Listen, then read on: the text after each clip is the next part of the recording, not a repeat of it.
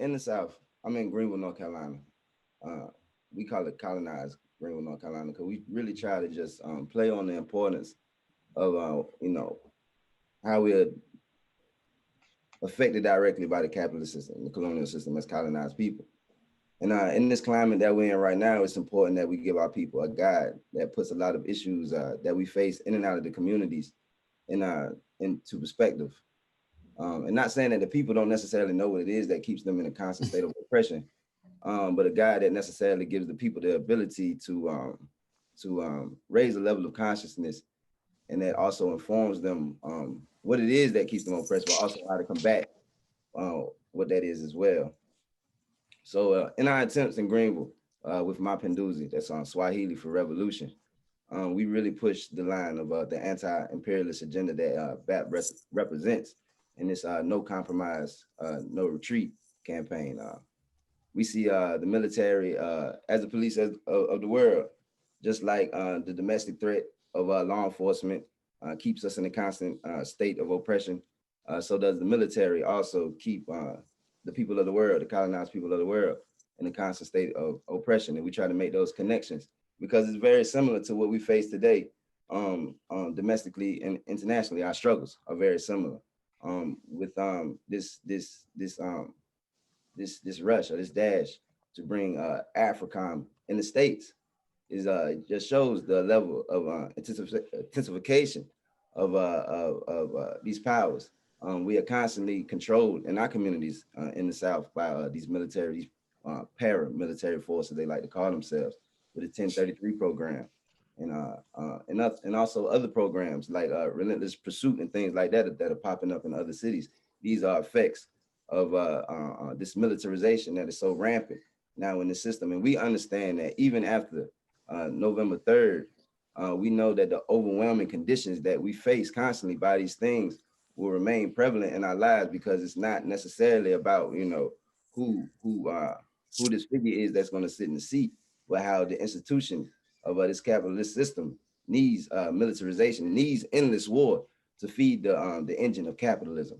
So we definitely align with the anti-military agenda of BAP and try to push it in our communities consistently and make those connections of how these sanctions that's happening in other nations are similar to what we face in the hood when we can't get any proper health care or we can't get resources in our community that give us the ability to live, peaceful and healthy lives.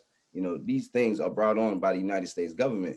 So these issues are definitely something that we try to push. Thank you everyone for coming out today, and thank you for having me and asking me to speak.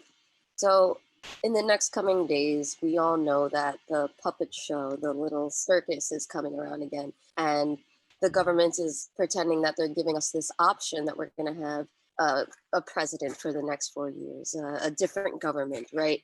But everyone here knows and lives and has lived it for many years, every year that you've been alive, that there is no real difference in our lives between a Democrat or a Republican.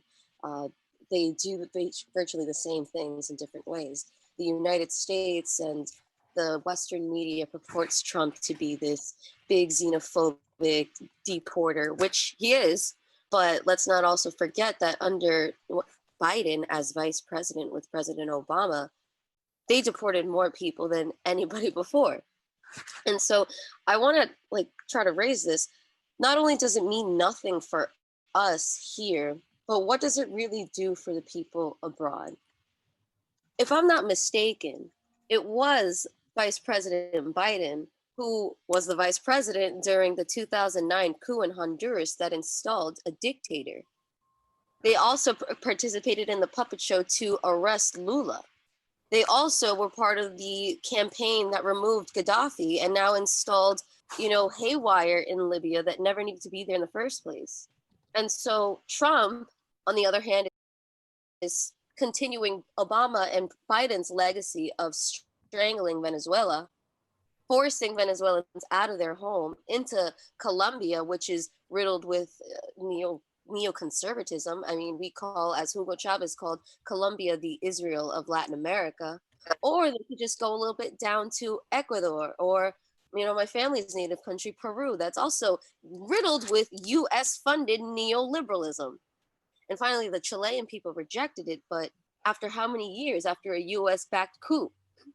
So, all in all, what does a different president, what does Donald Trump, what do these two rich white men have so different that's going to make any changes in your life, my life, and people in the global South's lives? Really nothing. It's a myth that we're going to change the president, that we're going to have anything unique, that anything better is coming to our lives, because at the end of the day, they both have the same interests in line.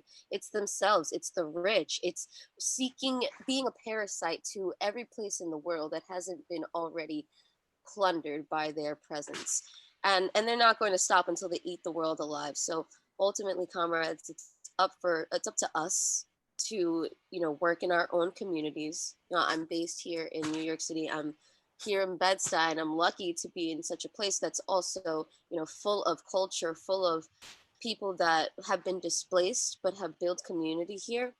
And now they're also being forced out of their homes through gentrification and New York City selling out all of its tenants, all of its residents to real estate and developers. And so we have to continue to struggle and educate our community here, because US is a propaganda machine, and it's going to continue to feed us these lies. Yesterday I was in a car ride and I heard this commercial, and it said, you know, you have a problem with police brutality, vote. You have a problem with racial injustice, vote. You have a problem with economics, vote. And this is how they try to dissuade us from our revolutionary potential and stop working together and stop actually scaring the government into listening to us. They want to subdue us into voting and again pretend that we're going to have such a difference with Biden and Kamala Harris, who incarcerated how many people of color, how many poor and black and brown indigenous people? Or you can vote for Trump, who is just more blatant of a neo-Nazi than the former two.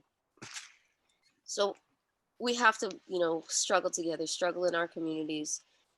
And also, this is something that I'm really strong about, is working internationally as best as we can, and reach out to people in the global South. Because I'll say this to anyone, you and I and everyone in this room that was, you know, even born and raised in New York or anywhere in the United States. I mean, I was born and raised in New York City, and I have more in common with a worker in Peru, in Lima, than I do with any of those two rich white men running for office right now.